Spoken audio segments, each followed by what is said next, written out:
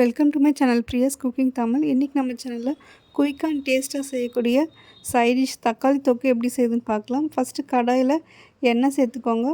எண்ணெய் நல்லா காஞ்சதும் அரை ஸ்பூன் கடுகு, அரை ஸ்பூன் சோம்பு,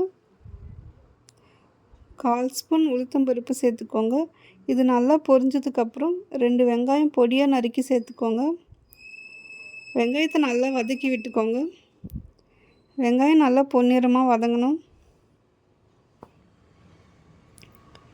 இப்போ வெங்காயம் கொஞ்சம் வதங்கினதுக்கப்புறம் இதில் பொடியாக நறுக்குன பச்சை மிளகாய், கருவேப்பிலை சேர்த்துக்கோங்க. இது எல்லாத்தையும் நல்லா வதக்கிக்கோங்க.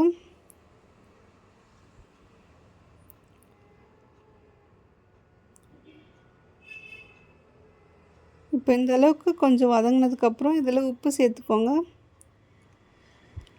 உப்பு சேர்த்துட்டு நல்லா வதக்கிக்கோங்க. இப்போ வெங்காயம்லாம் நல்லா வதங்கிடுச்சு. இப்போ இதில் 1 ஸ்பூன் இஞ்சி பூண்டு விழுது சேர்த்துக்கோங்க. இஞ்சி பூண்டு விழுதுடைய பச்சை வாசனை போகிற அளவுக்கு நல்லா வதக்கிக்கோங்க.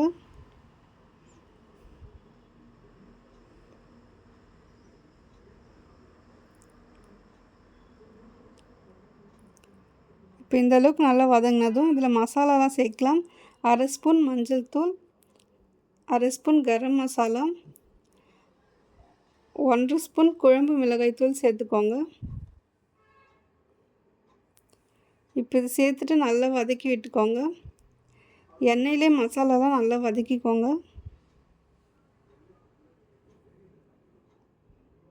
இப்போ இந்த அளவுக்கு நல்லா வதங்கினதுக்கப்புறம் இது தக்காளி சேர்க்கலாம். 4 தக்காளி இந்த மாதிரி அரைச்சி சேர்த்துக்கோங்க.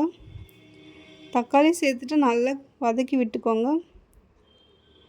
தக்காளிலாம் மசாலாலாம் நல்லா மிக்ஸ் ஆகணும். அந்தளவுக்கு நல்லா வதக்கிக்கோங்க.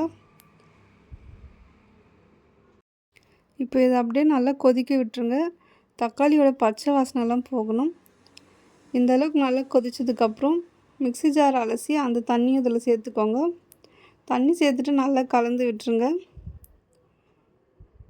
இப்போ இது ஒரு 5 மினிட்ஸ் நல்லா கொதிக்க விட்டுருங்க. இது நல்லா கொதித்து எண்ணெய்லாம் பிரிஞ்சு வரணும்.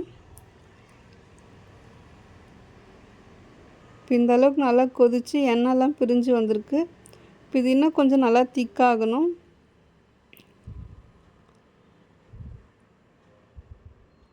இப்போ இந்த அளவுக்கு நல்லா திக்கானதுக்கப்புறம் இதில் நறுக்குன கொத்தமல்லி சேர்த்துக்கோங்க. கொத்தமல்லி சேர்த்துட்டு நல்லா கலந்து விட்டுருங்க. ரொம்ப குயிக்காக டேஸ்ட்டாக செய்யக்கூடிய தக்காளி தொக்கு ரெடி ஆகிடுச்சு. இந்த தக்காளி தொக்கு சப்பாத்தி, தோசை, சாதத்துக்கெலாம் ரொம்பவே சூப்பராக இருக்கும். கண்டிப்பாக ட்ரை பண்ணி பாருங்கள்.